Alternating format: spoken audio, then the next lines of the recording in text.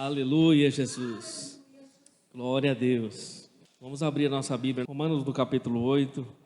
Aquilo que nós falamos da quinta-feira no culto. E hoje Deus vai falar de novo conosco. Porque o Espírito Santo é assim, irmão. Ele vai tratando conosco, entendeu? São doses medicinais e espirituais que nós precisamos ouvir. E aí, assim como quando você precisa de um medicamento para o seu corpo, o médico vai lá e receitua e você toma às vezes uma caixa, uma semana, um mês, 15 dias. Deus também é assim. O Espírito Santo, Jesus também atua de forma médica na nossa alma, no nosso espírito. Então Ele vai falando conosco. Ele vai vendo a necessidade espiritual que eu e você temos. Ele vai falando conosco. Amém? E eu tenho entendido que nesses dias Deus está falando, começo do ano Deus está falando que não é tempo de você, não é tempo e nunca será tempo de você recuar, de você olhar para trás, de você flertar com o mundo, de você desistir, de você desanimar. Não é tempo e nunca vai ser esse tempo. Você não vai encontrar esse tempo em Deus, irmão. Não tem férias da igreja, não tem férias de Jesus, não tem férias do Espírito Santo, não tem férias da palavra, não tem férias. Então não há tempo para isso na nossa vida. Do lado de fora, quando eu falo do lado de fora, estou falando de fora dessas quatro paredes. Do lado de fora, nesse mundo de circunstâncias, adversidades e de tentações, está o próprio tentador, irmão. Procurando uma ocasião, diz a Bíblia, procurando uma ocasião a quem possa tragar. Porque o inimigo é assim, ele traga, ele mata, ele rouba, ele destrói, ele não faz outra coisa. O desejo, a sina, a índole dele é essa, não tem outra coisa, irmão. Quando a Bíblia diz que Deus é amor, Deus é amor. Deus não tem amor, irmão. Deus é, Ele é, a pessoa dele é amor. Ao contrário da índole do inimigo de Deus, do nosso inimigo, que é maldade, que é ódio.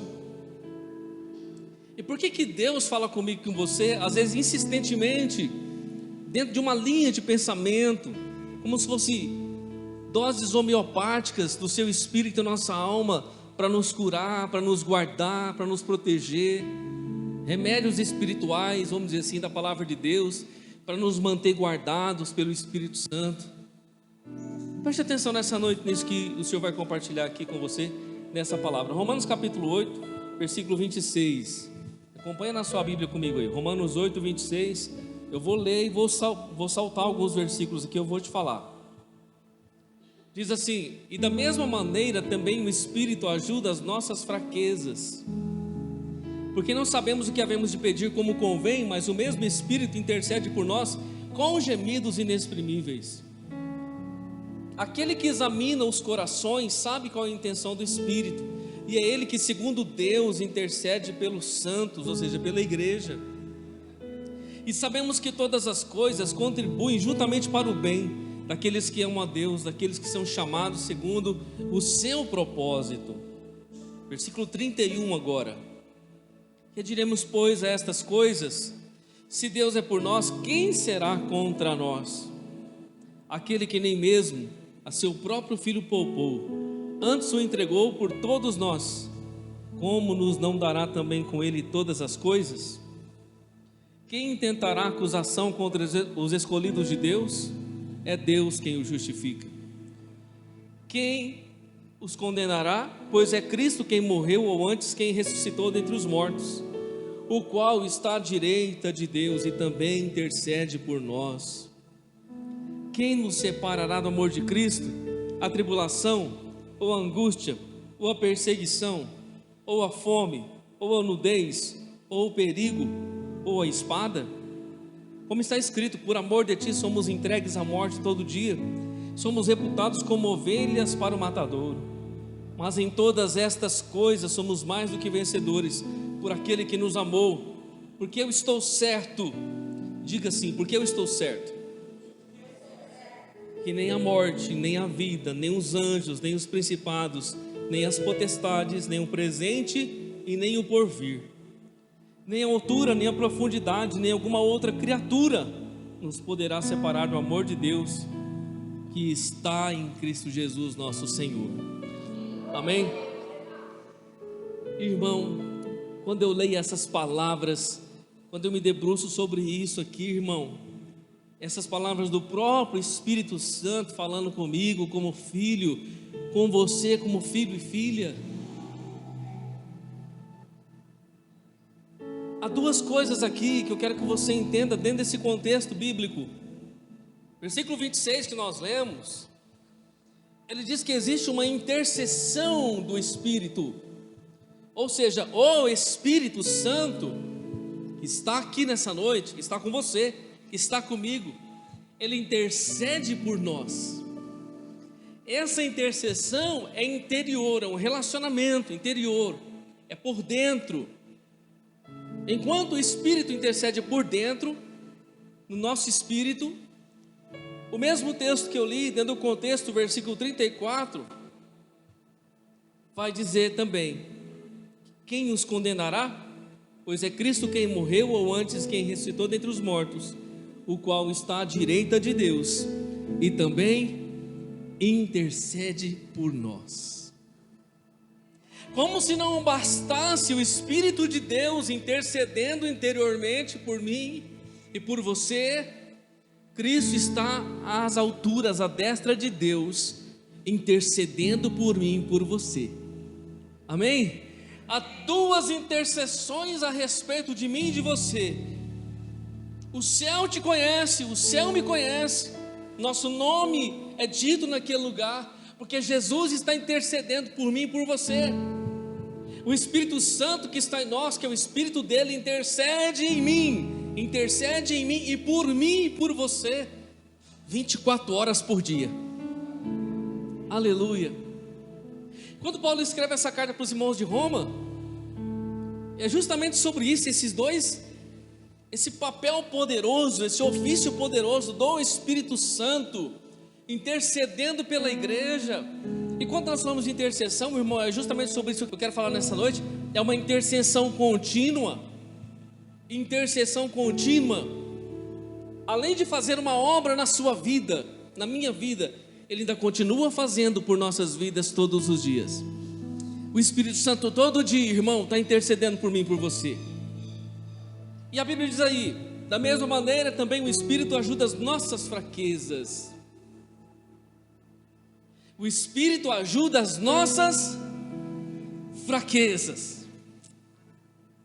Como que tem homem fraco aqui nessa noite e mulher fraca aqui nessa noite?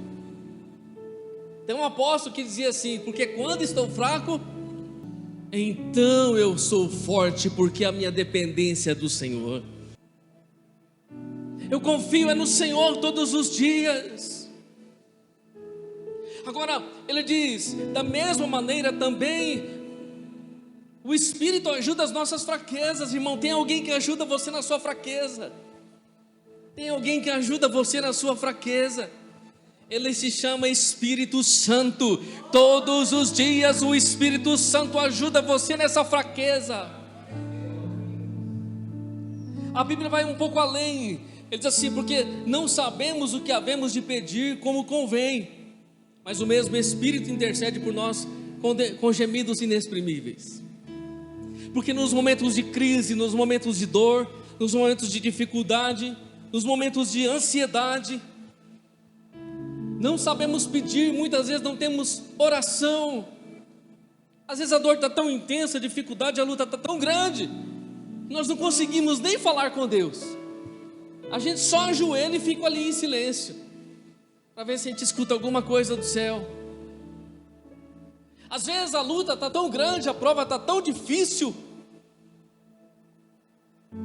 que você não tem palavras para verbalizar. Você está pensando que Deus não ouve esse momento na sua vida? É claro que Ele ouve. Você está pensando que Deus não vê esse momento na sua vida? É claro que Ele vê. Você está pensando quando você não abre a sua boca para falar com o Pai por causa da sua crise, o Espírito Santo está intercedendo por você. Quando você não fala, o Espírito fala. Quando você não fala, Ele intercede. Quando você não fala, Ele fala com Deus a respeito de você. Tem alguém falando para o Pai a respeito de você agora, nesse momento. aquilo que você não sabe falar, aquilo que você não sabe se expressar. Quando a prova está intensa, quando a crise, o Espírito Santo está intercedendo por você. Não há motivos, irmão, não há motivos, irmã, para você olhar para trás. Não há motivos para você recuar. Não há motivos para você parar. Não há motivos para você murmurar. Porque o Espírito Santo está fazendo uma obra, ninguém vê. Ninguém vê, é aqui dentro. A gente não vê, mas a gente sente. Você não está vendo, mas você vai sentir. Essa angústia, ela não vai ficar aí, ela vai sair do seu coração. Essa tristeza, ela não vai permanecer nesse lugar. Essa dor não vai continuar, porque o Espírito Santo está nesse ambiente. A Bíblia não diz, o mesmo apóstolo Paulo escreve para os irmãos de Corinto e diz que nós somos um vaso de barro. O vaso é de barro, mas o poder e a excelência de Deus habitam em nós. Somos abatidos, mas não destruídos. Muitas crises para o lado de fora, mas para o lado de dentro tem uma pessoa bendita que está intercedendo por nós e nos garantindo de pé. O Espírito Santo da promessa. O Espírito Santo que é o selo e a garantia de que quando Jesus voltar, nós possamos subir com Ele, irmão. Só sobe quem tem o Espírito da promessa. O Espírito da promessa. O Espírito prometido, o selo da promessa. A garantia da promessa, o penhor da glória, diz a Bíblia. Tem alguém intercedendo por você. Não é só o seu pastor, não, irmão. Tem o pastor da sua alma principal, chamado Espírito Santo, o Espírito de Jesus. Eu preciso dormir, a pastora também, a gente ora muito pela igreja. Mas quando eu durmo, Ele continua intercedendo por você e por mim, porque como nós precisamos da intercessão do Senhor. A Bíblia diz, aquele que examina os corações e sabe qual é a intenção do Espírito. O Espírito Santo, Ele está examinando os nossos corações. Aliás, Deus está examinando o nosso coração, através do Espírito Santo. E a Bíblia diz que é segundo Deus, Ele intercede por nós. O Espírito Santo intercede por mim, por você, segundo a vontade de Deus. Não sabemos pedir, as coisas estão difíceis. Talvez você possa dizer assim, pastor, estou sem saída nesses dias. Estou sem resposta nesses dias. Estou sem uma palavra nesses dias. O Espírito Santo vai falar com você. Já está falando com você. O Espírito Santo, irmão, é o testemunho interior da presença.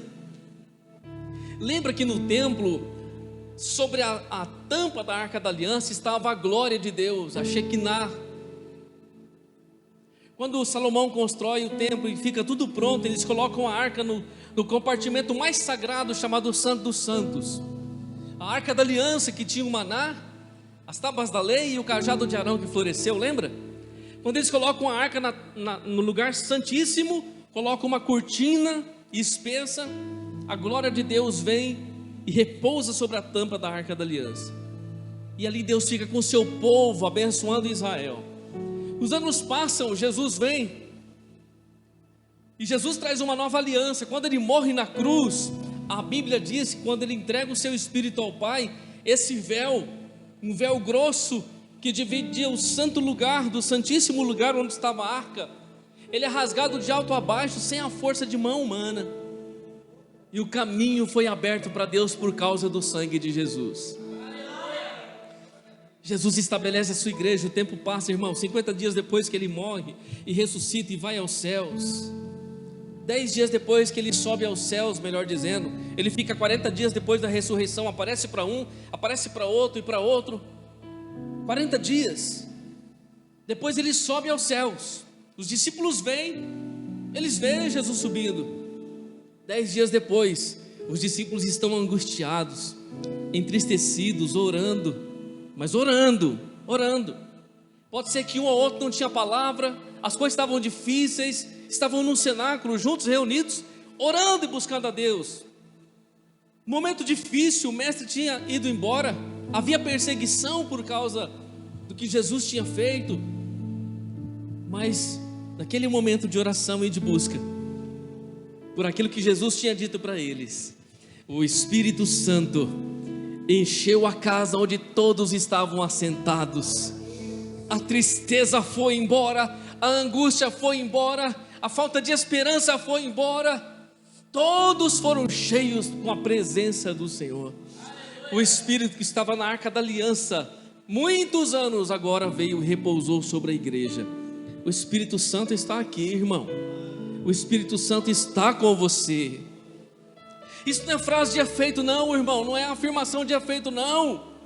Nós cremos e temos a sua presença conosco. Esse é o testemunho interior, irmão, é a sua intercessão interior.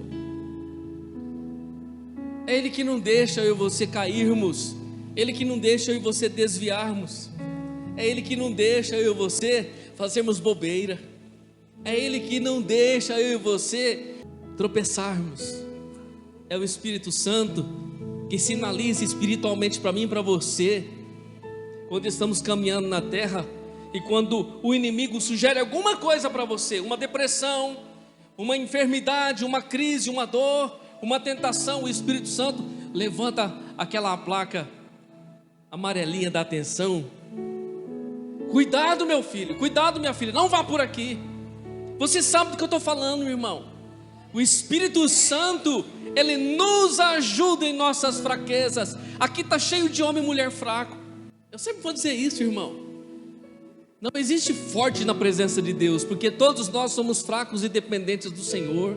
A Bíblia diz assim: diga ao fraco, eu sou forte, porque eu confio e espero no Senhor.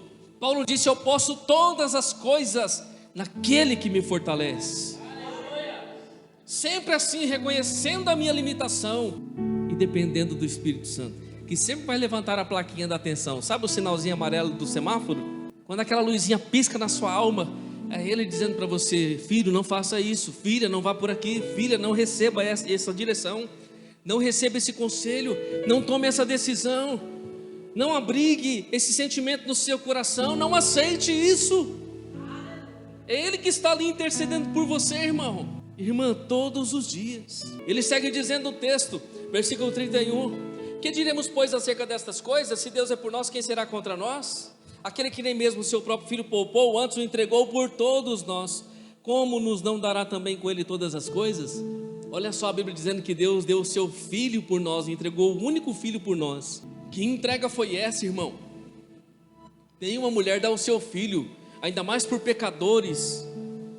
Deus deu o seu filho por uma humanidade caída, que não merece. Aí diz assim: como não nos dará também com ele, com Jesus, todas as coisas? Que promessa maravilhosa.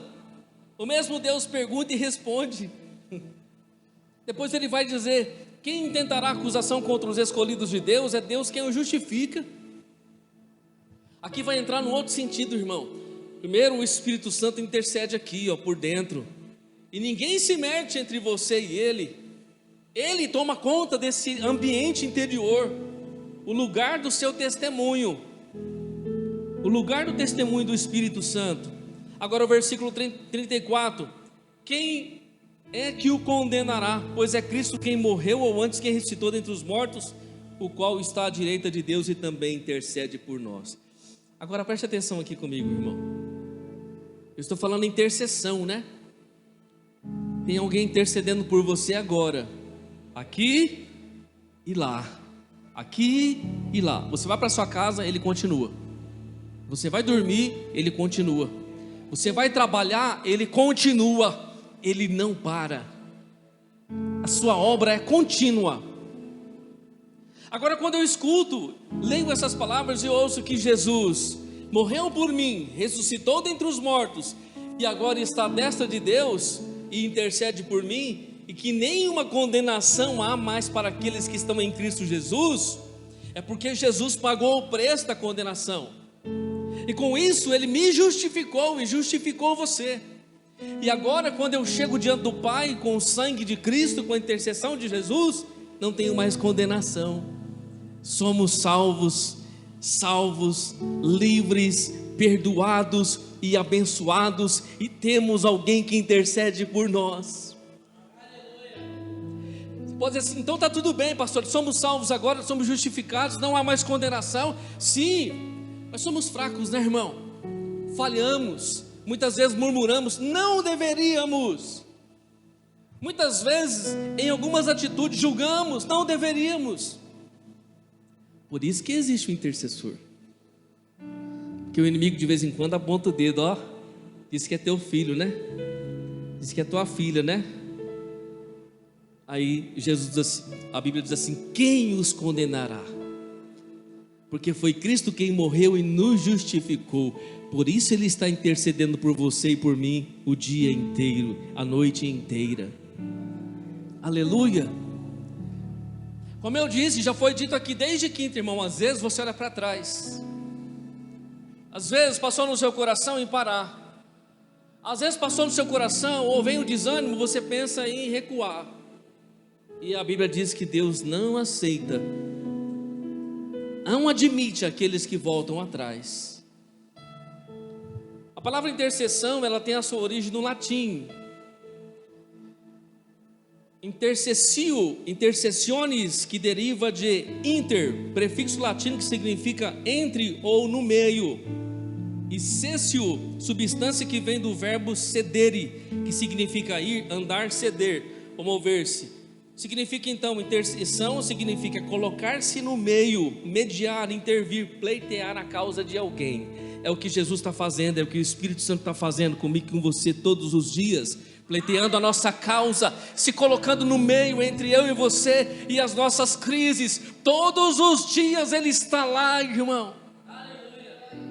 Todos os dias Ele está intervindo em nossa vida, mediando as nossas crises, pleiteando a nossa causa, intercedendo por mim e por você.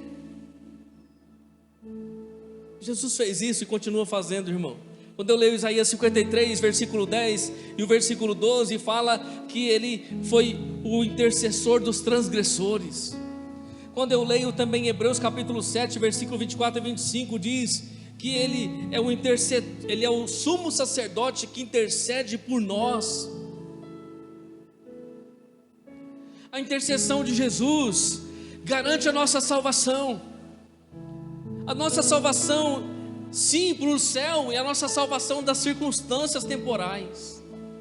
E a intercessão do Espírito, irmão, fala do relacional, da vida com Ele, da vida com Deus Emanuel, Deus conosco, Deus presente, o Deus que sustenta a nossa alma, o Deus que nos guarda. Irmão, nós estamos vivendo um tempo, lamentavelmente, que nós vemos crentes com crise de ansiedade, crentes com depressão. Ninguém está imune a isso. É triste isso, porque nós temos o Espírito da promessa que nos sustenta. A intercessão é contínua, mas nós temos que nos colocar à disposição do Senhor também.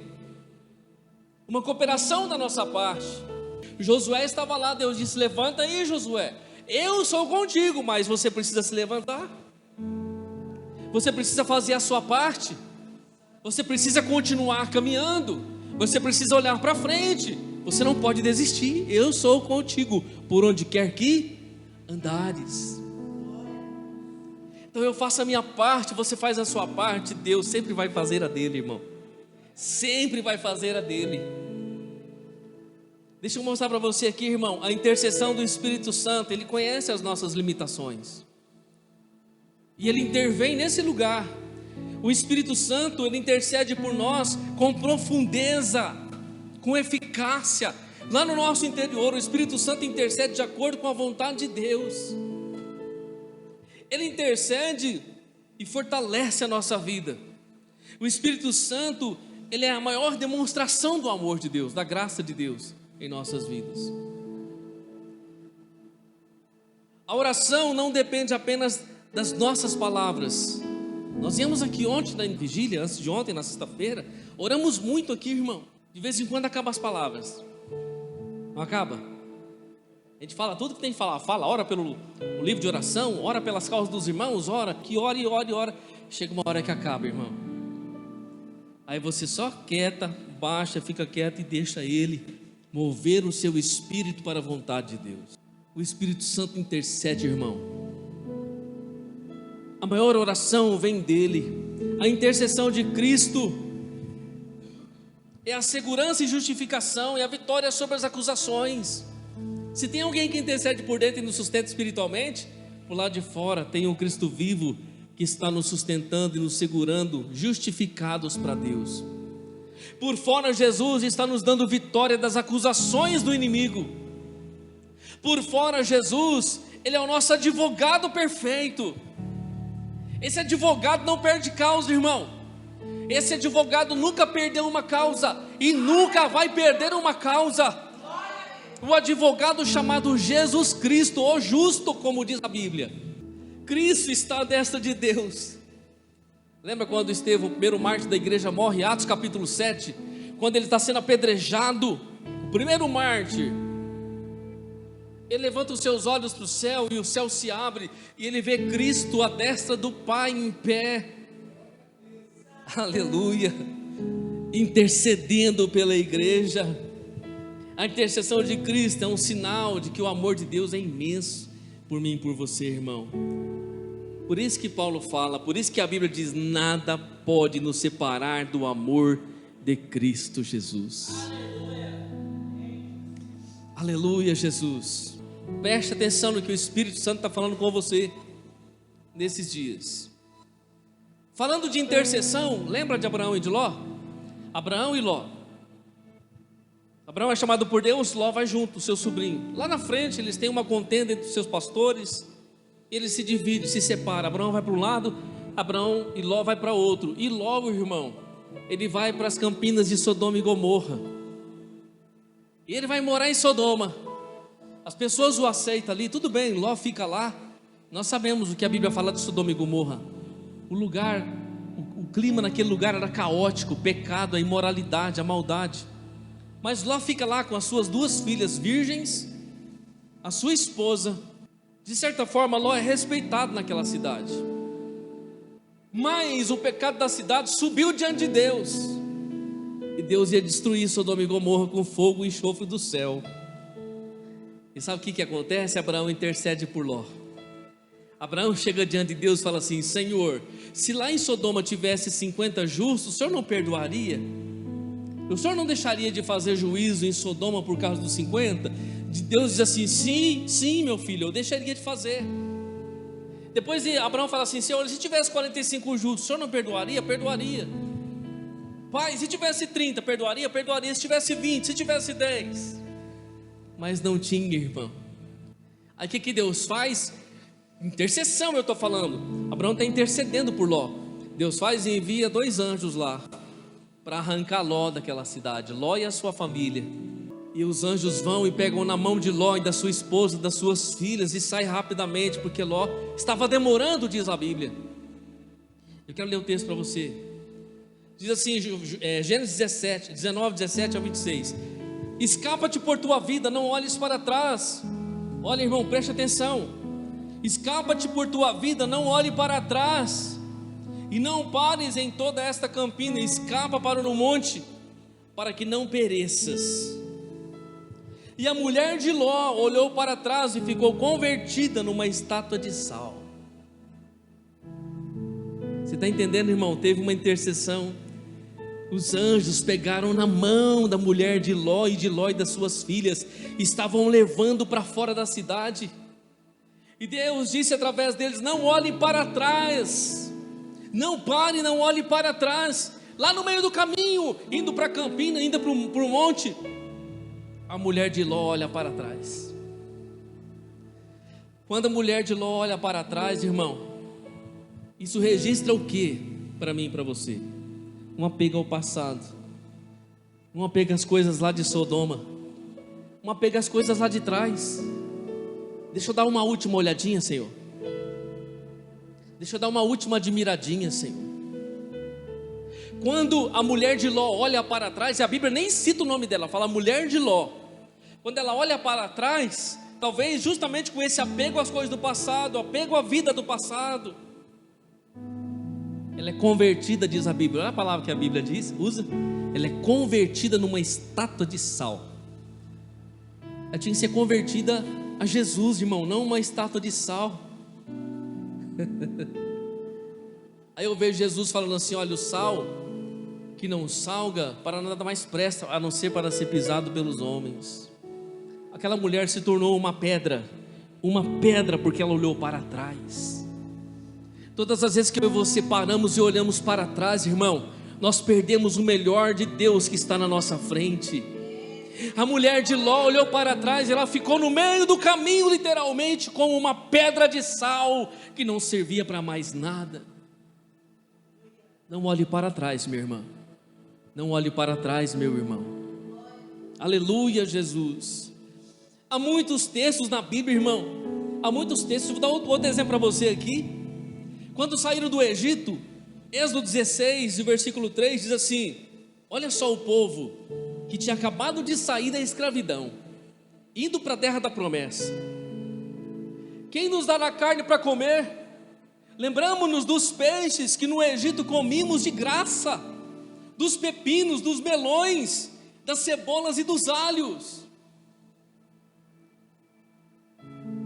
Você deixou de ser escravo, saiu debaixo do jugo de Faraó, está indo para a terra da promessa. Estão murmurando no meio do caminho, dizendo assim: lá no Egito nós comíamos carne à vontade, nós tínhamos peixe, nós tínhamos pepino, melão, nós tínhamos cebola, alho. O que eles estavam fazendo aqui, irmão? Olhando para trás. O que eles estavam manifestando aqui? Ingratidão por aquilo que Deus estava fazendo na vida deles.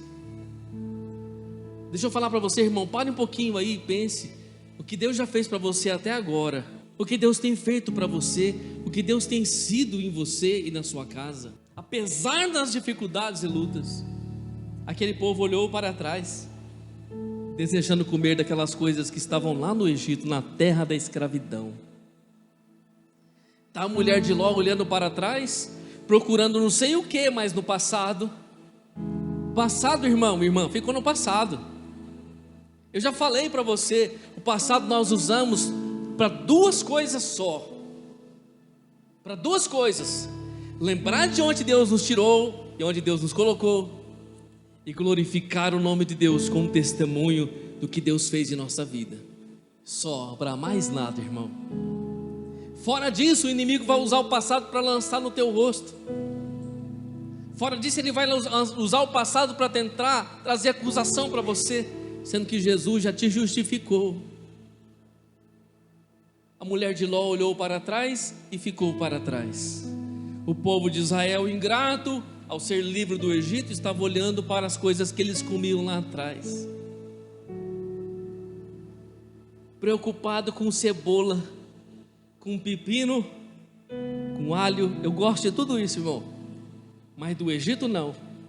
A Bíblia diz em Lucas 9:62: ninguém que lança a mão no arado e olha para trás está apto para o reino de Deus. E quando o lavrador ele vai lavrar a terra, o arador ele vai ali com o boi, ele não pode olhar para trás, irmão. Ele está ali, ó, está ali fazendo a trilha, está ali arando a terra. Se ele olhar para trás, ele vai sair do foco, ele vai se desviar, ele vai perder-se no meio da sua trajetória. O que Jesus disse? Ninguém que lança a mão do arado e olha para trás está apto para o reino de Deus. Jesus não falou se desvia, se volta. Jesus disse aquele que olha para trás. Viu o que aconteceu com a mulher de Ló? Só de olhar virou sal, sal que não presta para nada. E o último exemplo que eu quero dar para você, porque aqui quando Jesus fala sobre isso, olhar para trás com a mão no arado é esquecer-se do compromisso com Deus. Significa que eu estou fazendo para Jesus. Quando eu olho para trás, existe uma coisa mais importante lá atrás do que aquilo que eu estou fazendo para Ele: falta de compromisso.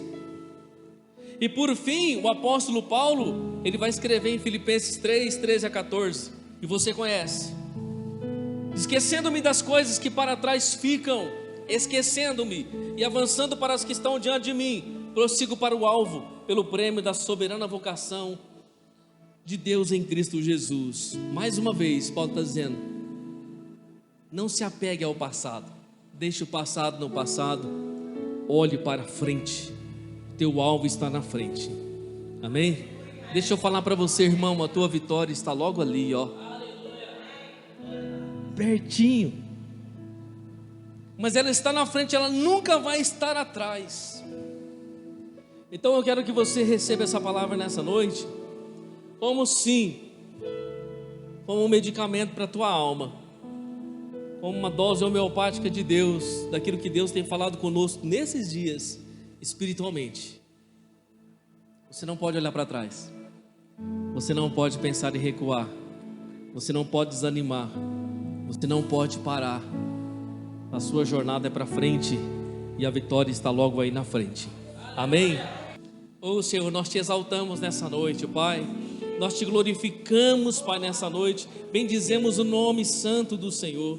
Estamos aqui com todo o nosso coração e reconhecemos a tua palavra, aquilo que o seu Santo Espírito tem falado conosco esses dias, Pai. Olhando para Jesus, autor e consumador da nossa fé, assim estamos nessa noite. Eu te peço, Espírito de Deus, o Senhor que sonda os corações, intercede e olha as nossas fraquezas. Nessa noite opera a cura, opera a restauração na alma, no espírito, Senhor. Arranca a tristeza, a angústia, arranca, Senhor, esse estado, ó Deus, de inércia, de mornidão espiritual. Nessa noite acende o teu fogo na alma do teu filho e filha, para que haja alegria do teu espírito, Senhor, contentamento, graça e fé renovada, Senhor, para seguir as tuas pegadas a cada dia, Pai. Nessa noite, que a tua palavra seja como um remédio para a alma, remédio para o espírito, e que ela não volte vazia, que ela produza o fruto para o qual ela foi enviada e designada nessa noite, em nome do Pai, do Filho, do Espírito Santo.